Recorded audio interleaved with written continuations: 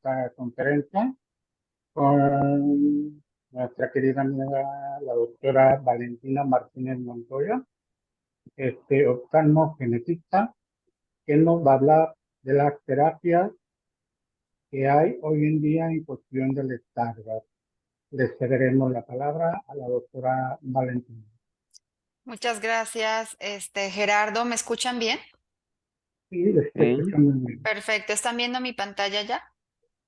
Sí, sí, Perfecto. Pues bueno, buenas tardes. Yo me presento. Soy la doctora Valentina Martínez. Soy médico especialista en genética y subespecialista en oftalmogenética.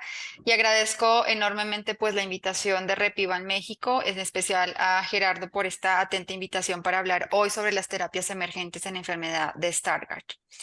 Bueno, para comenzar, quiero enfatizar un poquito y hacer una breve revisión de qué es la enfermedad de Stargardt, cuáles son los datos clínicos predominantes en esta enfermedad y cómo generalmente es el abordaje multidisciplinario de estos pacientes para después hacer la revisión y entrarnos un poquito en las nuevas terapias que están en investigación para Stargardt, sobre todo desde el punto de vista de terapias génicas y terapia farmacológica. Eventualmente vamos a hablar de estas terapias que están modificando la historia natural de la enfermedad y en las cuales vamos a tener, pues en los siguientes años, resultados muy positivos para esta enfermedad. Entonces, a manera de introducción, recordemos que la enfermedad de Stargardt es la distrofia macular hereditaria más común en los pacientes en general, sobre todo en etapa de adolescencia y en etapa adulta. Y recordemos que esto es debido a que la frecuencia de portadores, es decir, de pacientes que tienen variantes genéticas asociadas a esta enfermedad es supremamente alta. Entonces, si ustedes se fijan bien, la frecuencia de portadores es de 1 entre 20 personas. Quiere decir que si aquí en esta conferencia estamos conectados 20 personas, una de nosotros puede llegar a ser portadora de una variante para enfermedad de Stargardt. Evidentemente, esta es una enfermedad con una prevalencia pues alta en la población. Justamente, perdón, creo que acá se ve en mi pantalla, ¿verdad? Creo que se cortó la sí, presentación. doctora. Ok, vuelvo a compartirle una disculpa. Ok. Entonces, tenemos una prevalencia estimada de 1 entre 8.000 a 10.000 recién nacidos vivos. Y recordemos que el defecto primario o la alteración genética que tenemos en esta enfermedad es por variantes patogénicas en el gen ABCA4, que nosotros nombramos comúnmente como transportador de cassette de unión ATP, subfamilia A, miembro 4.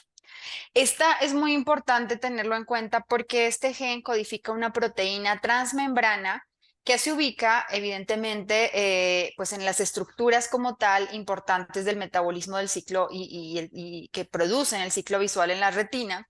Y esta proteína transmembrana es muy importante porque se encarga del reciclaje de retinoides en el ciclo visual y como vemos aquí, pues la localización está en las membranas del disco, en los segmentos externos de los bastones y los conos.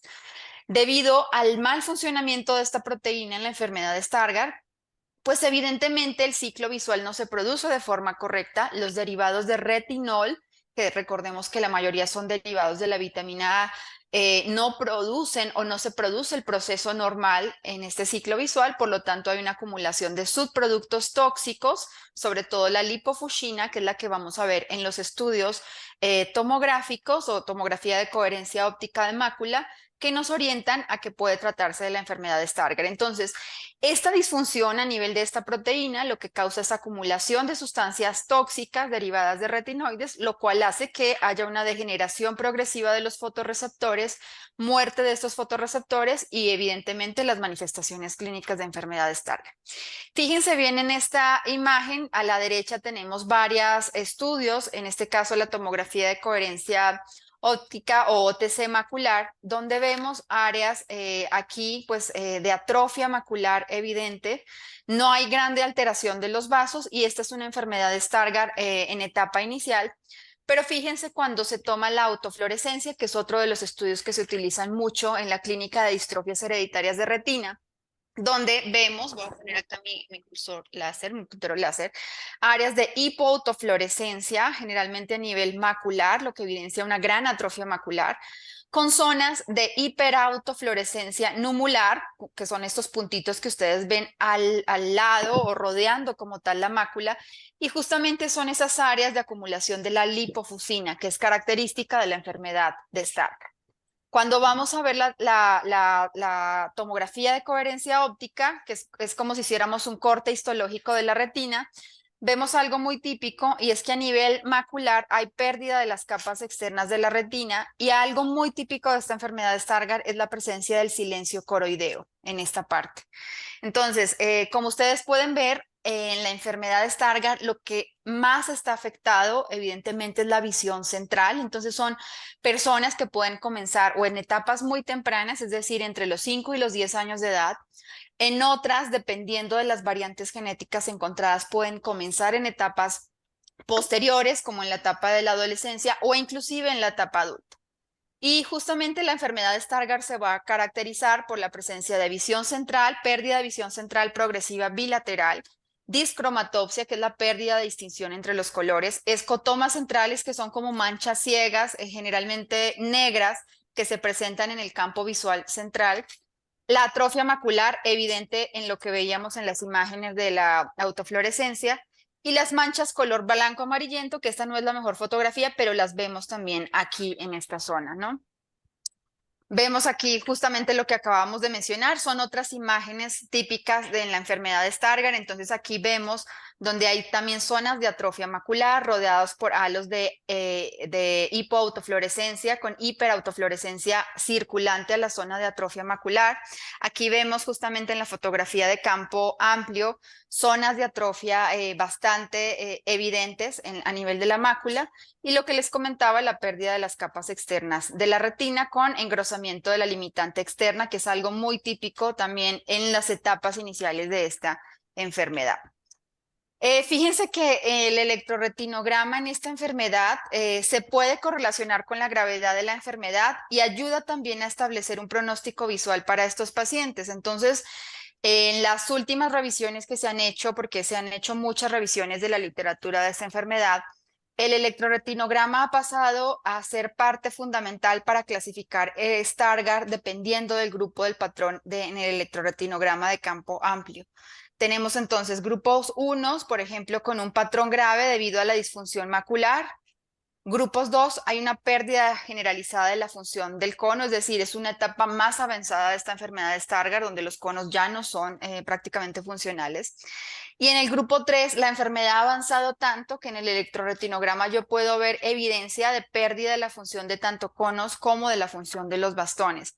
Sin embargo, ojo, a pesar de que el electroretinograma nos permite clasificarla en grupos, no representan etapas de la enfermedad, pero tienen implicaciones pronósticas. Es decir, entre yo tengo un grupo más avanzado de un patrón del electroretinograma alterado más avanzado, pues el pronóstico visual para estos pacientes también va a ser complicado. Ahora sí nos vamos a centrar un poquito en el tema de hoy, que son las potenciales intervenciones terapéuticas en esta enfermedad. Entonces, fíjense bien en este esquema, nosotros tenemos varias cosas para ubicarnos. Aquí tenemos una imagen del fotorreceptor, una imagen del epitelio pigmentario de la retina y algunos mecanismos que se han investigado en los últimos años que pueden modificar la historia natural de esta enfermedad. Y fíjense que tenemos desde los más avanzados, que son las terapias génicas, como aquí lo vemos, donde se han investigado terapias génicas, donde se introduce un vector o un transgen con una copia de ABCA4 funcional, sustituyendo el defecto genético inicial en estos pacientes.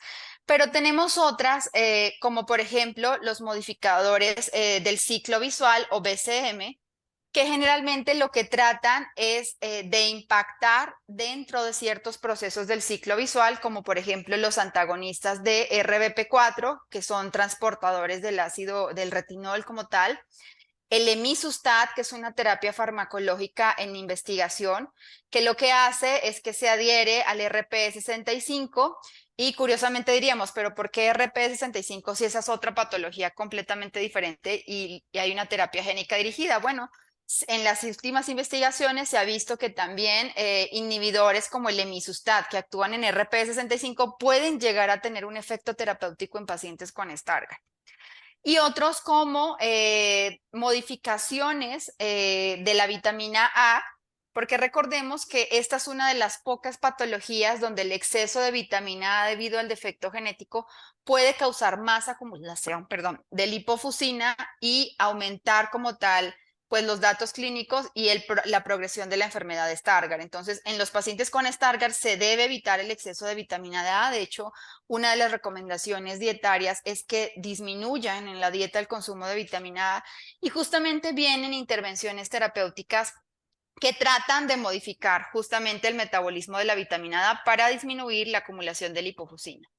Y finalmente tenemos otras investigaciones a nivel farmacológico como el ácido doicohexaenoico e icopentaenoico, que si bien no han tenido resultados muy claros y decisivos en la modificación de esta enfermedad, todavía siguen en investigación y no se han descartado por completo. Bueno, a continuación les voy a dar como una breve repaso de cuáles son las fases de estudios clínicos para que un medicamento sea aprobado a nivel clínico y ya pueda ser usado en los pacientes. Entonces, recordemos que en los clinical trials hay diferentes fases en las cuales los investigadores que hacen investigación en las diferentes terapias para enfermedades genéticas pueden centrarse, y ojo, no solo en enfermedades genéticas, sino en general. Sin embargo, hay que considerar que cuando hablamos de enfermedades raras, evidentemente este número de pacientes considerados en cada una de las fases de los ensayos clínicos puede variar. Entonces, lo que ha hecho la FDA es que quizás ese número es un poco, o considera un número más reducido para considerar la aprobación de un tratamiento en enfermedades raras. Pero en términos generales, ¿cómo funciona? Generalmente las fases 1 son investigaciones que se hacen en pequeños grupos de personas, generalmente entre 20 y 80 la primera vez, y el propósito de este estudio o de estos estudios en fase 1 es verificar y aprender sobre la seguridad y la posibilidad de identificar efectos secundarios si se hacen en grupos acotados de personas. Cuando hablamos de estudios fase 2, ustedes ven que se incluye un número más grande de personas, generalmente entre 100 y 300 personas, y la fase 2 es decisiva para continuar la investigación de un tratamiento. ¿Por qué? Porque se determina tanto la efectividad como la seguridad del medicamento en un grupo más amplio de población. Esto que les estoy comentando son estudios o fases clínicas en humanos. Recordemos que antes de que se prueben los estudios en humanos, tenemos una fase preclínica que se hace en animales y que si las pruebas iniciales no son concluyentes en animales, nunca se llega a estudiar en humanos. Ahora, los estudios fases 3, fíjense que incluyen ya grupos de más de 1000 personas, de 1000 a 3000 personas. Aquí, evidentemente, con una muestra más grande, pues el poder del estudio aumenta. Y lo que se quiere hacer es confirmar la efectividad, monitorear efectos secundarios y comparar los efectos del medicamento con estándares de tratamiento que están disponibles, por ejemplo, similares. Y si no hay medicamentos para comparación, pues simplemente se evalúa la droga en cuestión o el medicamento en cuestión. Finalmente, los fase 4 es después de que haya una aprobación del medicamento ante la FDA, y lo que se quiere ver es justamente la seguridad después del lanzamiento del producto, es decir, generar evidencia o real world evidence, evidencia en vida real de cómo el medicamento está haciendo su efecto y cómo se está comportando en diferentes poblaciones donde el medicamento ya está aprobado. Entonces, ahí sobre todo se recogen datos de seguridad del medicamento, de efectos secundarios que no habían sido reportados en los estudios fase 1, fase 2 y fase 3, y el uso óptimo de estos tratamientos. Ahora, vienen muchas investigaciones asociadas a Stargardt y una de ellas es la terapia génica. La terapia génica, para ponerlos en un contexto y no extenderme mucho en esto, recordemos que hay muchas formas de terapia génica, pero los dos más conocidas son evidentemente la terapia génica a base de una entrega directa, que es la terapia génica in vivo, o la terapia génica basada en una entrega, digámoslo así, indirecta, o la terapia génica ex vivo. Entonces, en resumen, la terapia de entrega directa lo que hace es que se ha diseñado a través de biotecnología una terapia génica con vectores virales que lo que hace es introducir el transgen. Generalmente los vectores virales son virus o a base de virus adenoasociados. Y este medicamento se inyecta de forma sistémica, ya sea vía endovenosa o dependiendo del órgano target. En este caso, si es el ojo, generalmente se hace a través de la inoculación directa en la retina. Se coloca la terapia génica y la terapia génica hace el efecto in vivo para la cual va dirigida, digámoslo así. Pero tenemos otro tipo de terapia génica donde la entrega es indirecta, que quiere decir que se extraen las células del paciente. Estas células son modificadas externamente, es decir, se une el transgen o se pone el transgen en estas células in vitro y las células nuevamente se administran al paciente. Entonces vemos la diferencia, que una entrega es directa o sistémica y la otra es simplemente a una línea celular específica. Y sobre todo en este ejemplo de basada en la terapia génica ex vivo, pues tenemos los ensayos de terapia génica, sobre todo a nivel de cánceres hematológicos, y en hematología hay mucha investigación en este tipo de terapia y vienen muchas más. Ahora, la terapia génica en Stargardt y en general en las enfermedades oculares de origen genético, pues tiene gran potencial. Pero en Stargardt realmente vemos que pues existen varias cosas puntuales que debemos tener en cuenta. Lo primero es que el gen de Stargardt es muy, muy grande, es decir, es un gen con bastantes exones que tienen una secuencia genética de muchas kilobases, y la terapia génica actualmente solamente cubre una parte, es decir, o puede incluir una secuencia genética un poco más pequeña de la secuencia genética completa del ABCA4. Y ese es un gran problema y ha limitado mucho la investigación en esta enfermedad, porque justamente se están desarrollando tecnologías concomitantes que lo que hacen es justamente mitigar ese efecto de la secuencia genética en Stargardt, y lo que quieren hacer es usar nuevas tecnologías para aumentar la secuencia genética y producir una proteína funcional y una posible pues terapia modificadora de la enfermedad, no curativa, pero sí una terapia buena en Stargardt. Generalmente, en la terapia génica de Stargardt han usado varios vectores virales. Uno de ellos ha sido el lentivirus, los virus adenoasociados, que son los más usados actualmente. Pero también tenemos vectores no virales para Stargardt, y justamente tenemos vectores diseñados con tecnología de DNA recombinante como el C3DNA, que es un DNA circular covalente cerrado y nanopartículas. Entonces, justamente para mitigar lo que comentaba ahora, se han desarrollado estas nuevas tecnologías, y el objetivo también de desarrollar estas nuevas tecnologías es evadir la respuesta inflamatoria y la respuesta inmune al inocular un vector viral, por ejemplo, de virus adenoasociado, que puede generar una respuesta inmune de defensa a la terapia génica y mitigar su efecto.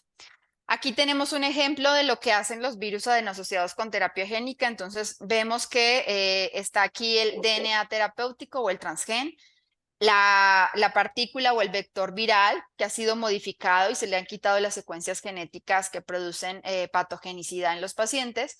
Se inocula y lo que hace es que se forman partículas endosomales que finalmente liberan el material genético, pero este material genético forma algo que se llama episomas circulares, y debido a la secuencia genética que se ha inoculado, pues empieza a transcribir aquí directamente en el núcleo y genera el efecto terapéutico con una proteína funcional. Algo importante es que nunca se integran al DNA del paciente, es decir, no producen inserción mutacional o riesgo, por ejemplo, de cáncer, sino que son los endosomas los que permiten justamente que se transcriba la información genética de estas terapias génicas, pero no vamos a tener un efecto directo insercional, digámoslo así, como por ejemplo con vectores como lentivirus, que sí se ha visto que pueden llegar a causar estos fenómenos oncogénicos. Ahora, hubo un estudio justamente con vectores de lentivirus. Este fue un estudio llevado a cabo por Sanofi, Genzyme. Sanofi en general, no sé si Genzyme es más para terapias lisosomales, pero Sanofi justamente fue publicado recientemente. Fue un estudio multicéntrico, no aleatorizado, fase 1, fase 2. Ustedes ya entienden qué significa fase 1, fase 2, donde se hacía una inyección subretinal del vector lentiviral del virus de Ewing Anemia Infectious Virus, EAIV, con el transgen de ABCA4. Este estudio finalizó en 2019. Publicaron 3 años de seguimiento de las primeras cortes en 22 pacientes usando dosis escaladas de las terapias, es decir, cada vez inyectaban más dosis del transgen. 12 inyecciones subfoveales dentro de este estudio clínico y 10 extrafoveales, y lo que evaluaron ellos fue mirar los cambios en la agudeza visual mejor corregida, la perimetría cinética, que son estudios que se hacen para evaluar la eficacia de estas terapias en algunos casos, la visión total, el electroretinograma de campo amplio y multifocal, y la fotografía de fondo a color que les mostraba ahora con la autofluorescencia y la OCT. Estos vectores lentivirales tuvieron varias consideraciones dentro de este estudio de terapia génica, y es que en los pacientes evaluados se aumentó la atrofia del epitelio pigmentario de la retina en un 27% y hubo un empeoramiento de la atrofia en la autofluorescencia que se les hizo a estos pacientes. Entonces, realmente esto fue desafortunado porque lo que se esperaba es que no tuvieran este efecto secundario. Y de 100 pacientes, 27 desarrollaban atrofia del epitelio pigmentario, es decir, empeoraban con esta terapia génica puesta en estos pacientes. También se vieron casos de un caso de hipertensión ocular crónica. No hubo cambios significativos en las medidas de funcionamiento visual. Solamente un paciente, fíjense, de todos los estudiados tuvo disminución de los flecs. Los flecs son las lesiones de lipofuscina que yo les comentaba al inicio, que son el fundus flavimaculatus típico de la enfermedad de Stargardt. Y también se veían alteraciones como tal en la elipsoides y el epitelio pigmentario de la retina, atrofia y parámetros de visión funcional similares en ambos ojos. Entonces, realmente los resultados no fueron los esperados. Se evaluó solo la seguridad, es decir, ¿es seguro poner el tratamiento? Pues al parecer es seguro, pero realmente la eficacia se pudo evaluar, la verdad es que no. Este estudio de Sanofi no evaluó la eficacia, y lo que concluyeron es que se necesitaba evaluar la eficacia potencial a largo plazo, y por lo tanto, pues también se consideró que hubo limitaciones con este vector lentiviral, por lo cual no hemos visto nuevamente que hayan estudios con vectores lentivirales, que estos, recordemos, sí tienen riesgo de inserción mutacional en el DNA de los pacientes. Ahora, como les comentaba, se han desarrollado nuevas tecnologías para justamente vencer esta limitante de que el gen de Stargardt es muy amplio. Recordemos que hay varias de estas tecnologías han tratado de crear otras formas de vencer esta desventaja que se tiene con esta enfermedad en específico. Y una de ellas ha sido justamente el desarrollo de vectores duales de virus adenoasociados. ¿Qué quiere decir? Hagan de cuenta que yo tengo una primera terapia pensada con un vector de virus adenoasociados, pero la secuencia se queda corta. Entonces desarrollo un vector dual de tal forma que en términos sencillos podamos pegar las dos secuencias del gen de Stargardt y tratar de producir una proteína funcional. Esto realmente se está evaluando. Se están haciendo ahora estos vectores duales. Y otra tecnología que se ha desarrollado es esta, que es la número 3, que se denomina transempalme o superposición entre dos transgenes. Esta transempalme no proporciona superposición entre dos transgenes, perdón, ya que se eliminan secuencias genéticas repetidas, dejando una secuencia de codificación de longitud incompleta. Entonces, la diferencia entre la 3 y la 2 es que en la 2 pegamos las dos secuencias, y en esta de transempalme no tratamos de hacer lo mismo, sino que tenemos una secuencia genética, digámoslo, directa o completa a través de esta tecnología, que lo que nos hace es permitir una codificación completa o intacta de la proteína. Y lo que se ha visto evidentemente es que con estas últimas dos hay mejores resultados in vivo, y por eso todos los estudios de Stargardt se están orientando en estas últimas dos, vectores duales y transempalme. Entonces, otra de las investigaciones que se ha hecho con virus adenoasociados, que son los más usados actualmente, es esta que la hizo Aveona Therapeutics, donde utilizan justo lo que les acabé de comentar de las nuevas tecnologías, un vector dual que lo que hace es que quiere, digamos, transportar el transgen completo Este realmente todavía está en modelos preclínicos, es la desventaja. Como les comentaba ahora, preclínicos quiere decir que apenas los estudios se están desarrollando en animales, no han comenzado todavía los estudios en humanos. Sin embargo, tiene un gran potencial porque lo que han visto en estudios murinos, es decir, en ratones, cuando se mide la RNA mensajero, que es esa secuencia justamente que tiene el mensaje para la codificación de la proteína ABCA4, pues realmente hay una expresión buena de ese RNA mensajero en las células retinianas de ratones. Entonces, esta de Aveona tiene un gran potencial, siguen los estudios preclínicos, pero probablemente en los siguientes 4 o 5 años ya tengamos también resultados de estudios clínicos. Ahora, Regeneron es otra compañía que ha estado últimamente haciendo también estudios preclínicos para enfermedades Stargardt. Como ven, Regeneron también tiene investigaciones con vectores de virus adenoasociados duales. Han notado que también en animales hay una eficiente expresión en los fotorreceptores de estos animales después de la inyección intravítea de esta terapia génica. Y lo que ellos hacen justamente es modificar esta ingeniería, digámoslo, esta ingeniería genética, usando tecnologías como el trans-splicing que les expliqué anteriormente, donde lo que queremos es que la secuencia genética sea completa y no tengamos el problema de solamente usar un transgen que codifique una parte del ABCA4 y no toda la secuencia genética. Entonces, con esta tecnología de trans-splicing, lo que permite es dividir las porciones, sobre todo la porción 50 y 30 del ABCA4 humano, para que sea empaquetado completo en vectores de virus adeno-asociados duales, lo que lleva a la generación de una proteína de longitud completa, es decir, cortan el gen, pero la secuencia sigue siendo intacta, y finalmente a través de vectores duales, con esta tecnología trans-splicing, lo que hacen es inyectar la terapia, pues en este caso todavía en fase preclínica de animales, y lo que se espera es que se pueda empezar a usar en humanos.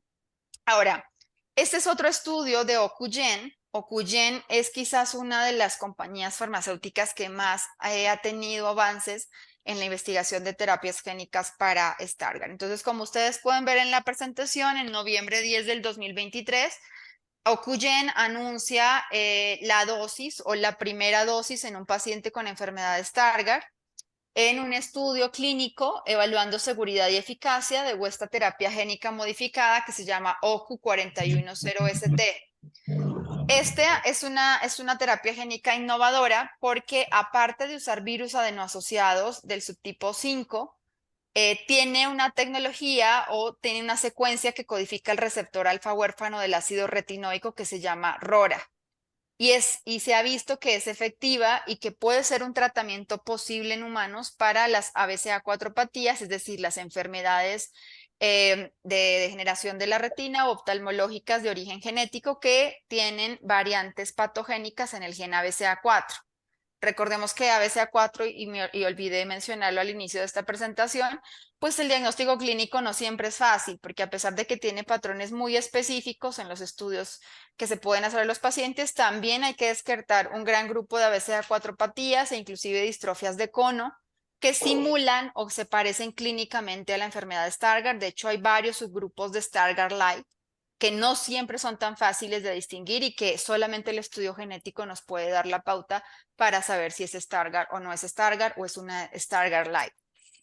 Ahora, en ARBO, que es un congreso muy importante a nivel de oftalmología en 2023, se documentaron los primeros resultados de esta investigación de Ocugen y se vieron que en este caso, los valores de autofluorescencia, que es el estudio que yo les mostraba en blanco y negro, y la onda B que se ve en el electroretinograma y que generalmente habla de la transmisión eléctrica después de que los fotorreceptores son estimulados a nivel escotópico, quiere decir sin luz, tenía una amplitud más alta, ahora más alta la amplitud, mayor recuperación después de que los ratones se les ponía una luz blanca, y eso indicaba una mejor función de la retina. Entonces, con estos resultados preclínicos, Ocugen ya está a punto, si es que ya no empezó, la fase 1-2 de esta investigación con esta terapia con ABB5 y receptores alfa huérfano de ácido retinódico modificados. Esta que les muestro a continuación es una terapia génica a base de optogenética y aquí me detengo un poquito porque quizás esta es la que más esperanza genera en pacientes con enfermedad de Stargardt.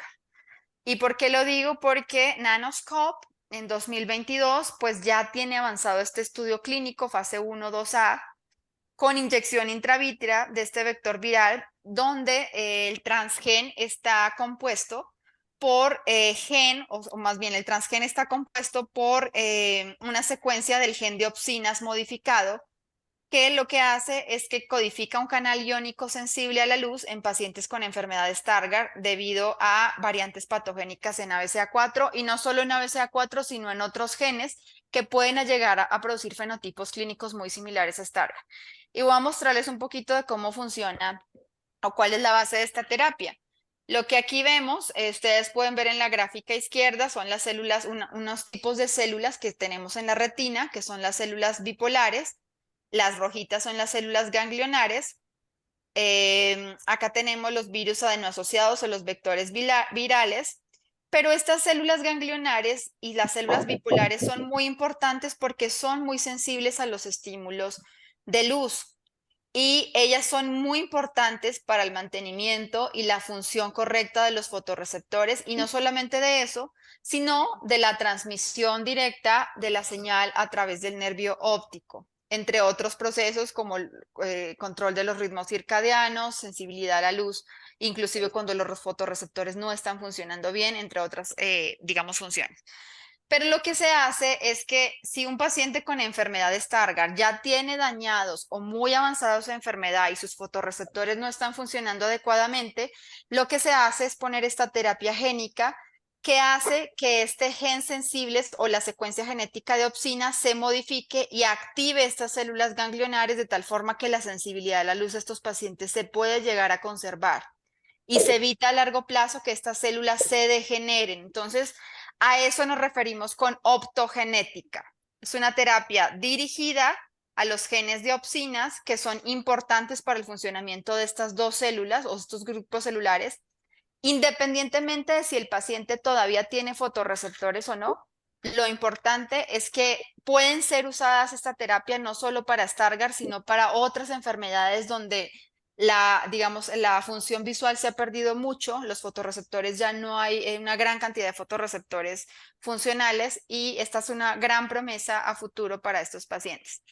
Y justamente continuando con esta terapia de optogenética, pues está este estudio Starlight 2, que recientemente ha sido publicado.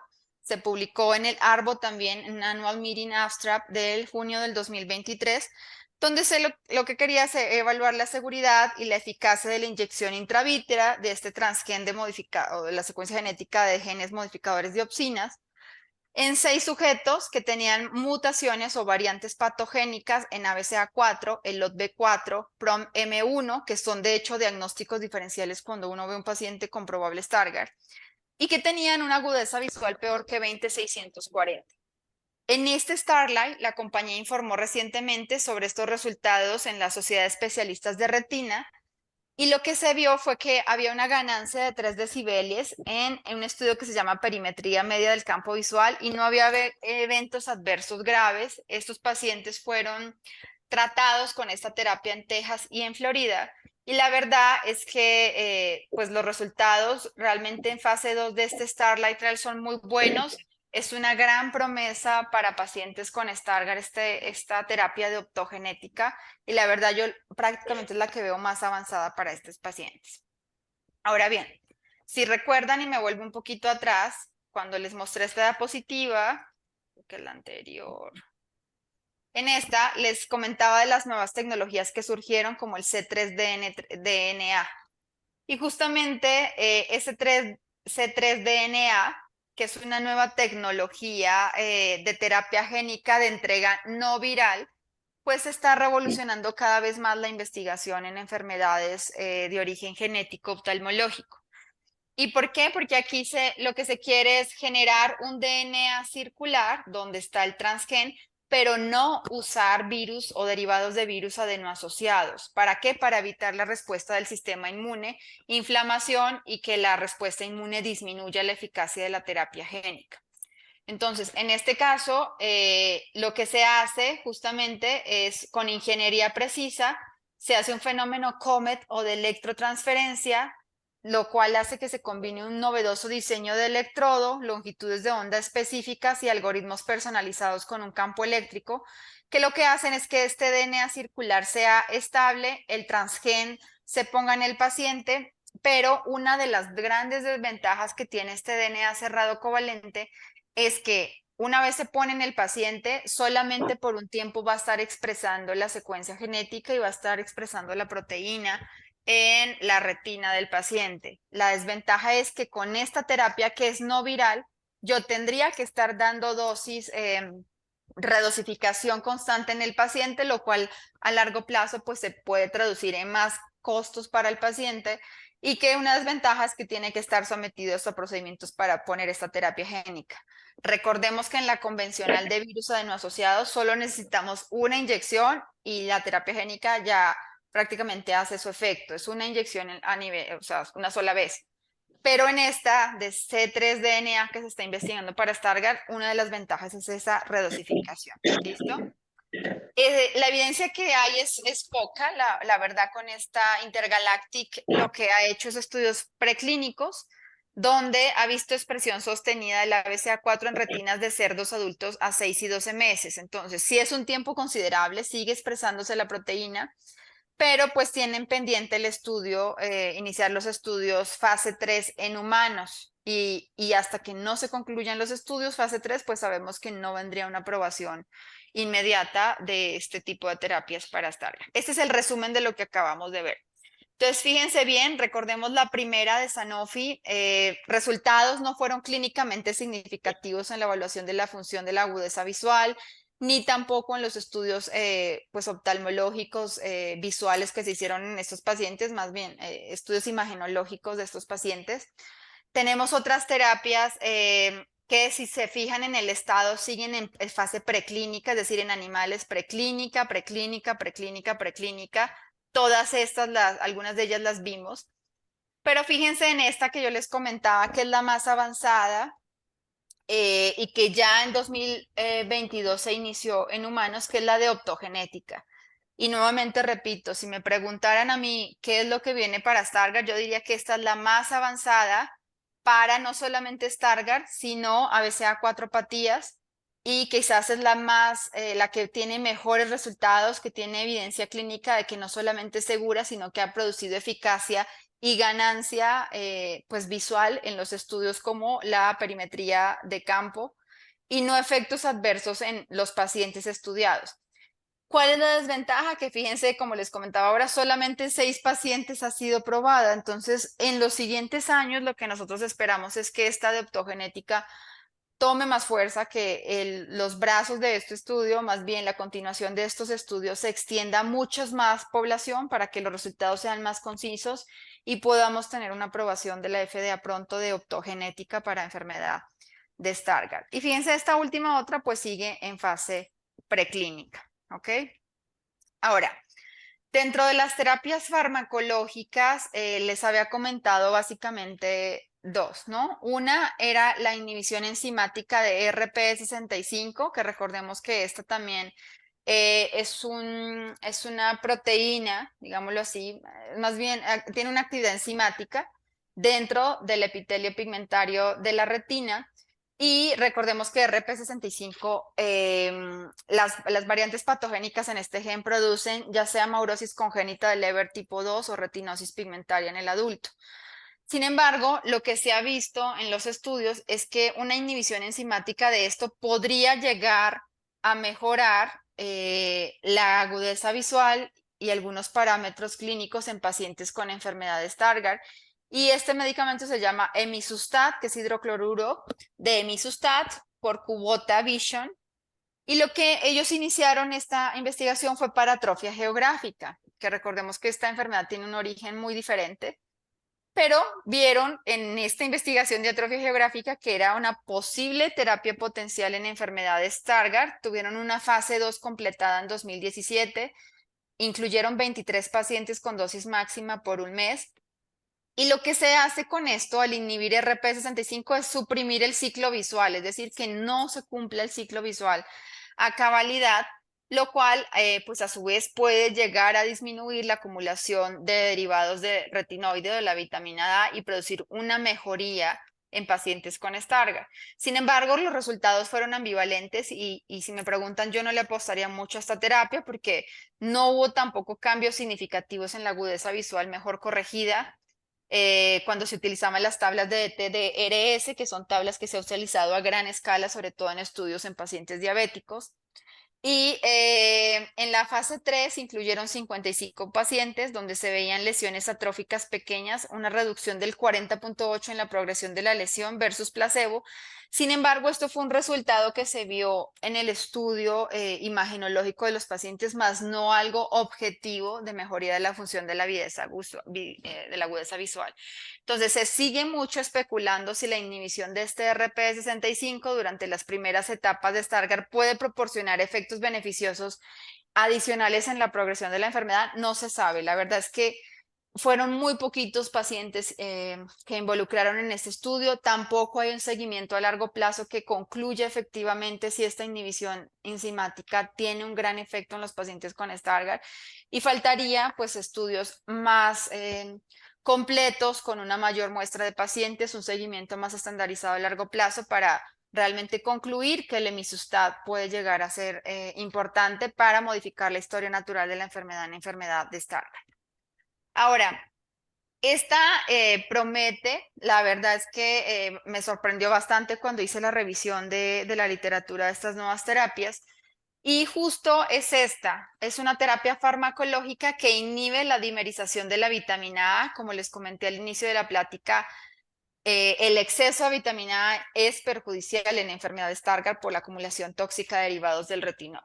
Entonces, Alkeus Pharmaceutical produce un tratamiento o está en investigación que inhibe la dimerización de esta vitamina A y lo que hace es que 10 a 19 átomos son reemplazados por este compuesto que se llama deuterio, lo cual es mucho más fácil de excindir, es decir, excindir es una palabra que se utiliza para, digamos, desaparecer o diluir la vitamina A o el retinol que llega a la retina.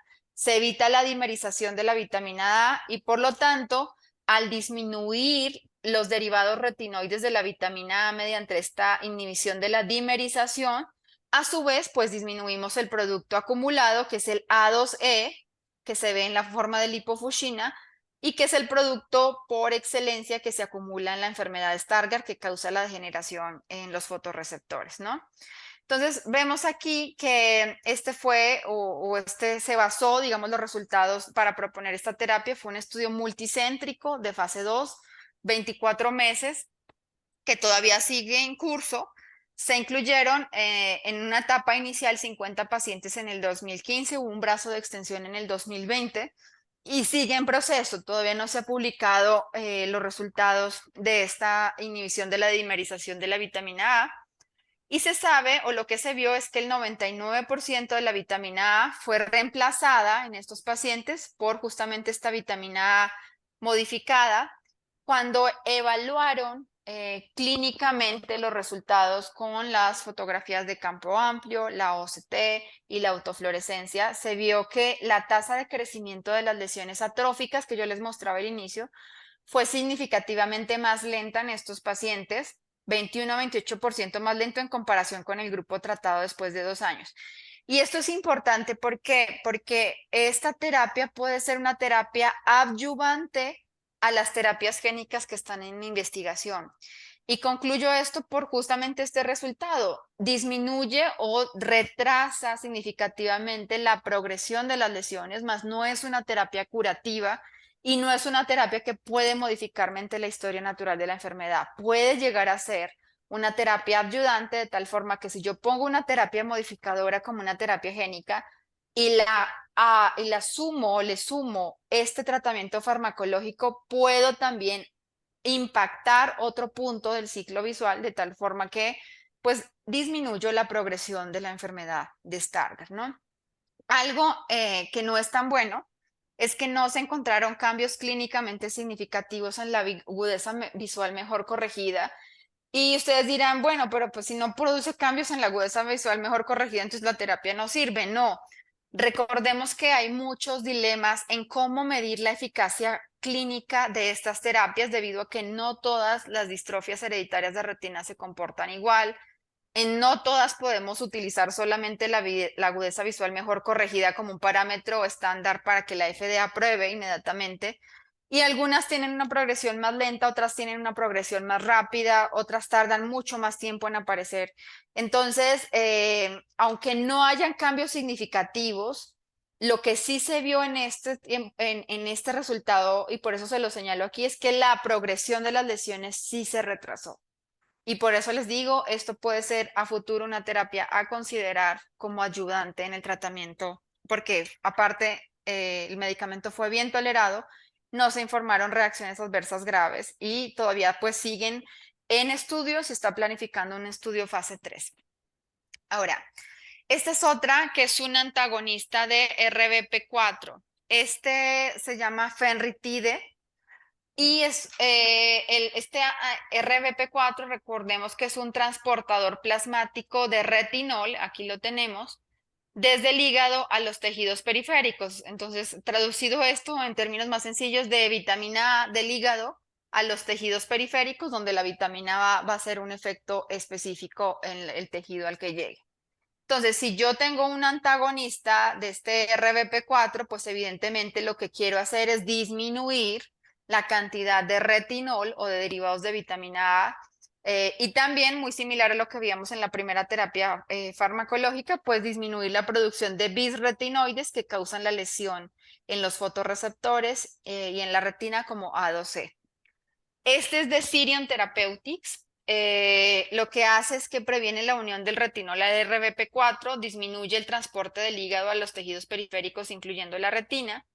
Y lo que se evaluó fue 300 miligramos de este tratamiento versus placebo para reducción o tratar de evaluar la reducción del crecimiento de lesiones y de neovascularización coroidea, que es una de las complicaciones más comunes de las distrofias de retina, generados como una respuesta secundaria a la atrofia justamente del epitelio pigmentario de la retina, de la degeneración de los fotorreceptores, perdón. Se vio que en un 20% de los pacientes estudiados se detuvo el tratamiento por efectos secundarios. Y esos efectos secundarios fueron básicamente que ya inhibieron tanto el ciclo visual porque no llegaba retinol suficiente, que también tuvieron efectos secundarios debido a que sí se necesita la vitamina A de cierta forma, no en el exceso porque pues aumenta la progresión de la enfermedad de Stargardt, pero sí necesitamos una base para que el ciclo visual de cierta forma, digamos, en términos generales, se mantenga. Entonces, cuando en estos pacientes el 20% tenían inclusive adaptación retrasada a la oscuridad, se inhibió tanto el ciclo visual que tenían disturbios visuales y pues decidieron suspender el tratamiento. Ok. No, todavía no tenemos estudios clínicos en Stargardt aún y falta pues probarlo en muchos más pacientes.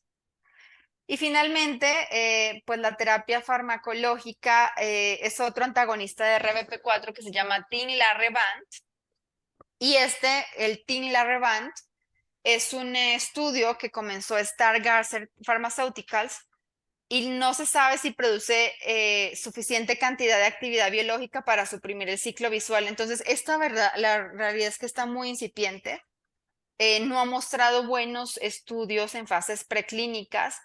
Al no ser un antagonista como tal, retinoide puede ser mayor en términos de seguridad, reduciendo eventos secundarios, porque no actúa directamente como el anterior que veíamos, que inhibe el RBP4, pero pues realmente no ha mostrado los resultados significativos. Se completó en 2019.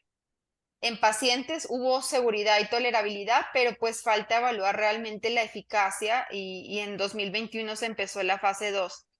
No hay reporte de efectos secundarios y eventos adversos, pero la verdad yo tampoco le apostaría mucho a esta terapia como les digo, en esta revisión, si me preguntaran, yo me quedaría con optogenética con respecto a terapia génica y pues esta terapia farmacológica para evitar la dimerización de la vitamina A es lo que tenemos más avanzado en Stargardt.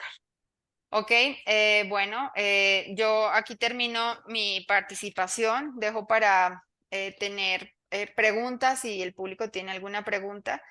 Creo que les hice Ok. un resumen de estas terapias. Tampoco quiero, es mucho más extenso el tema, pero creo que estas eran las centrales para darles el mensaje de que viene una buena terapia génica y una terapia buena con vitamina D. Y no quiero tampoco llenarlos de muchas más cosas para que no se me Muchas vayan a gracias, doctora confundir. Valentina. ¿Me escuchan? ¿Me escuchan? Sí, sí, sí. Ok. Bueno, iniciamos el proceso de preguntas. ¿Alguien de los que están conectados quiere iniciar a hacer una pregunta a la doctora Valentina?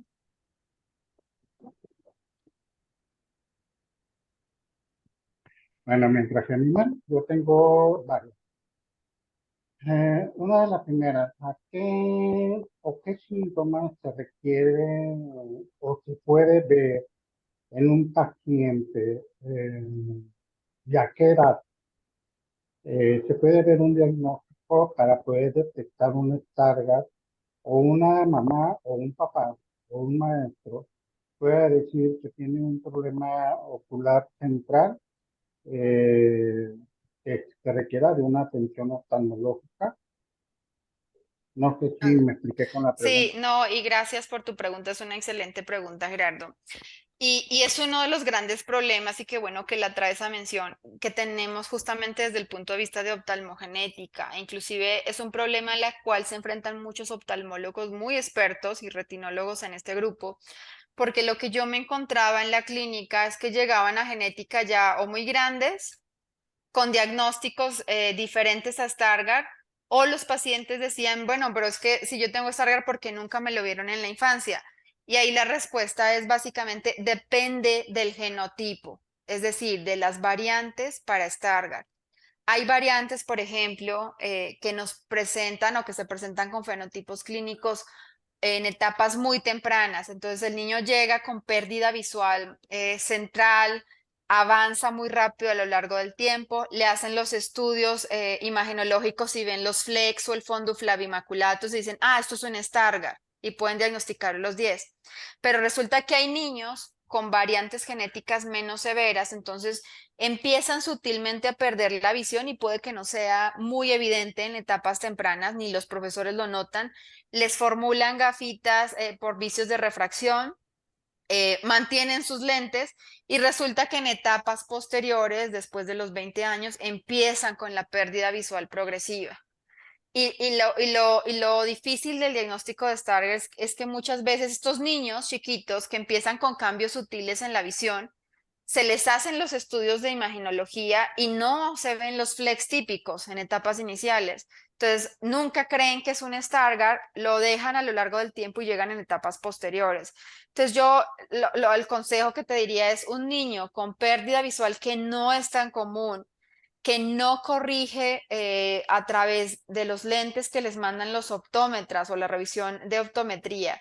Y los papás son conscientes de que sigue esa pérdida visual, que no hay mejoría con lentes o que presentan alguna otra sintomatología, siempre consulten con oftalmología y siempre consulten idealmente con retinólogos. ¿Por qué? Porque ellos pueden evaluar a fondo los casos y más, pues si se trata de poblaciones pequeñas, porque recordemos que pues, la enfermedad Stargardt es una enfermedad recesiva, que la frecuencia de portadores es alta y que no podemos de entrada siempre decir, ah, se trata de un padecimiento que no es genético, dejémoslo así, sigámoslo.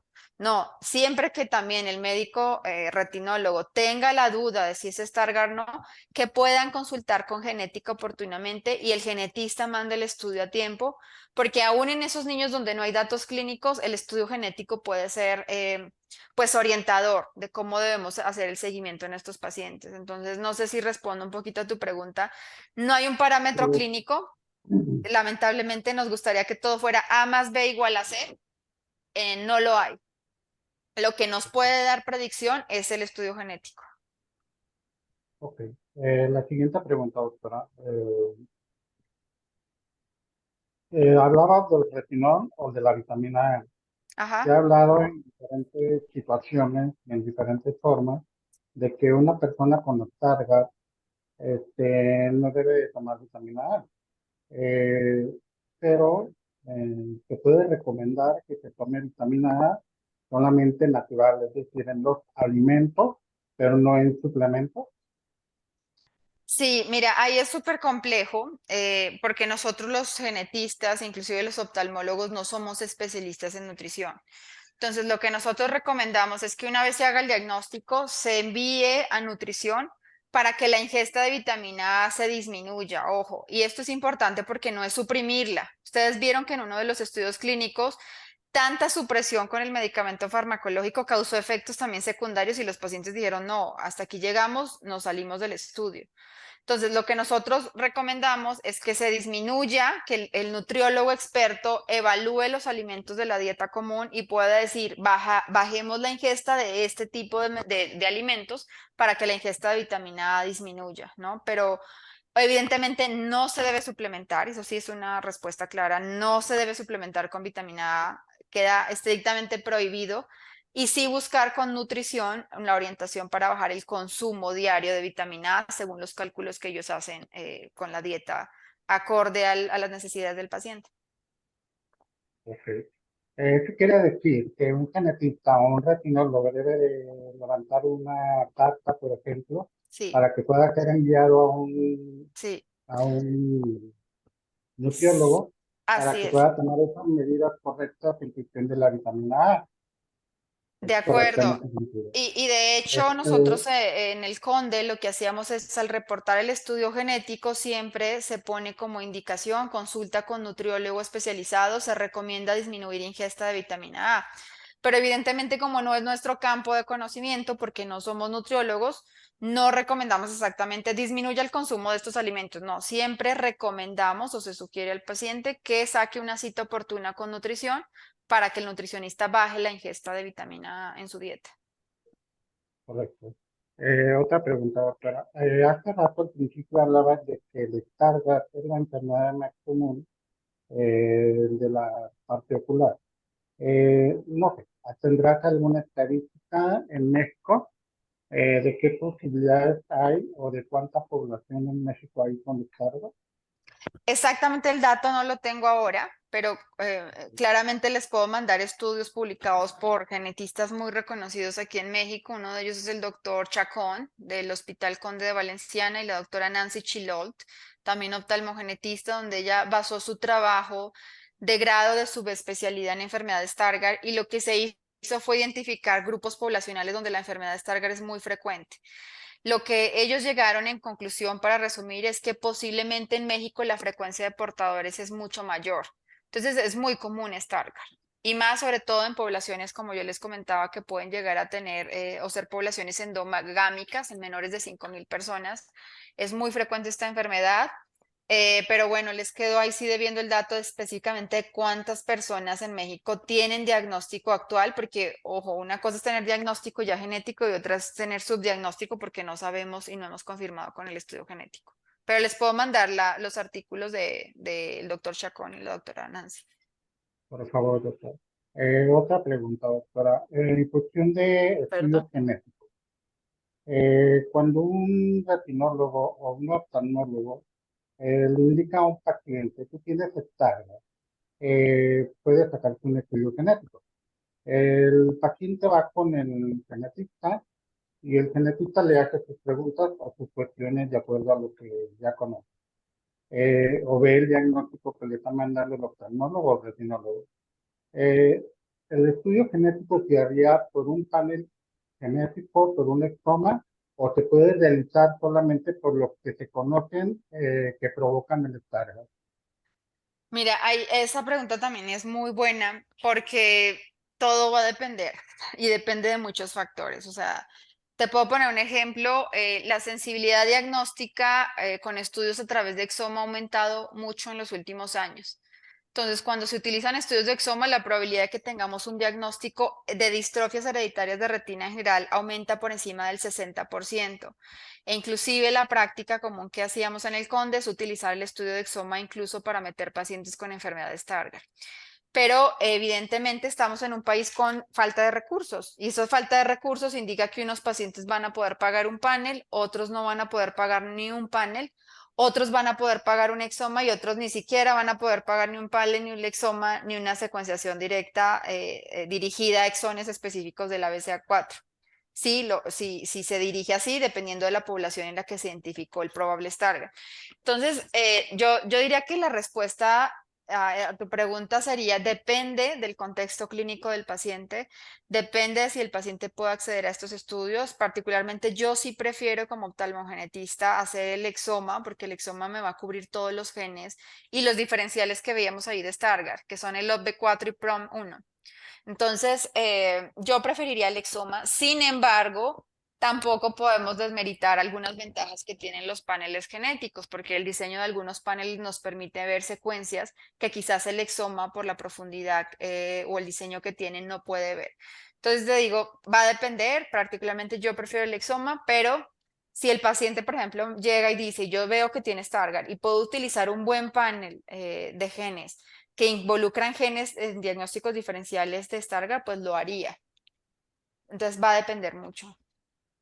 Ok. Una última pregunta, doctora, para dar oportunidad a los demás, a ver si alguien quiere hablar. Pero una última pregunta. ¿El Stargardt en sí solamente es una condición ocular o también por medio del Stargardt se puede generar otro tipo de condición eh, sindrómica? No, generalmente el Stargardt es única. No he revisado casos en la literatura que tengan Stargardt. A lo mejor ahorita se me puede escapar alguno que tenga Stargardt y otra enfermedad. Lo que sí sé es que hay síndromes que pueden generar patrones o fenotipos oculares muy similares a Stargardt. Eso sí lo hay. Y hay síndromes genéticos que pueden producir fenotipos similares de degeneración, sobre todo a nivel macular y atrofia macular. Pero si tenemos un diagnóstico de Stargardt, básicamente vamos a tener solamente compromiso ocular, no un compromiso sistémico. A menos de que el paciente tenga dos condiciones genéticas concomitantes, que eso es perfectamente plausible y lo podemos ver en varios pacientes. Por ejemplo, yo puedo ver un Down y una osteogénesis imperfecta concomitante, o puedo ver una distrofia de retina y otra condición genética. En esos casos, yo sí vería un Stargardt por variantes en ABCA4 y el paciente con otra condición genética por variantes en otro gen. Eso sí puede pasar y no es infrecuente en Stargardt, porque si ustedes ven la frecuencia de esta enfermedad es muy alta. Entonces yo puedo tener Stargardt y tener también la mala suerte de que mis progenitores pudieron también heredarme otra enfermedad. Bueno, muchas gracias, doctora Valentina. No, ¿Alguien tiene alguna pregunta? Parece que no. Bueno, doctora Valentina Martínez, por medio de retinosis pigmentaria y sus variantes México, Repivan Asociación Civil. Mi nombre es Gerardo Rodríguez Díaz, presidente fundador de Repivan. Te agradece de antemano esta plática y esperamos que pronto nos volvamos a ver, ya en forma presencial o en forma virtual, para tener otras pláticas en relación a la importancia de la genética y cómo realizarse un estudio genético y en qué momento se pueden realizar y cómo se pueden realizar. En realidad, hay surgen muchas dudas en cuestión de los targets, pero creo que estas pláticas son buenas para poder aprender y saber cómo manejar un tipo de algunos de situación virtual. no, muchas gracias, Eh, Gerardo, a ti por la invitación y a Reviva en México por el espacio que nos dan para continuar pues estas sesiones académicas, sesiones para pacientes, para que ustedes sigan informados con las actualidades en tratamientos que vienen. Y bueno, pues yo encantada a futuro de seguir colaborando con ustedes. Aprovecho también la oportunidad para hacer hincapié en la necesidad de siempre tener estudio genético. Lamentablemente, lo que yo me enfrento en la clínica es que vienen pacientes o me consultan y me dicen, doctora, quiero ver si realmente es Stargardt. Y les digo, háganse el estudio genético. No, pero es que hace 20 años me dijeron que era esto y ya eso no va a cambiar. Y la realidad es que no. Vamos a trabajar en eso, doctora, y yo la invito y te he invitado en otras ocasiones a que trabajemos en eso de los estudios genéticos. Ya estamos en este proceso, créeme, estamos en este proceso y ahora con los cambios que vienen en México, esperemos tener la oportunidad de que muchos pacientes se puedan realizar el estudio genético aquí en México y claro, como siempre, me gustaría contar con tu apoyo para poder generar este plan de trabajo para los estudios genéticos en México. Perfecto. Muchas Entonces, gracias. muchísimas gracias, doctora, y gracias a todos por estar aquí No, que presentes. estén muy bien. Gracias, doctora. También me gustaría comentarles que si tienen familiares o pacientes que quisieran acudir a genética, estamos en el Conde ABC Santa Fe y en el Conde San Angelín. También podemos verlos en esas dos instituciones. Muchas gracias.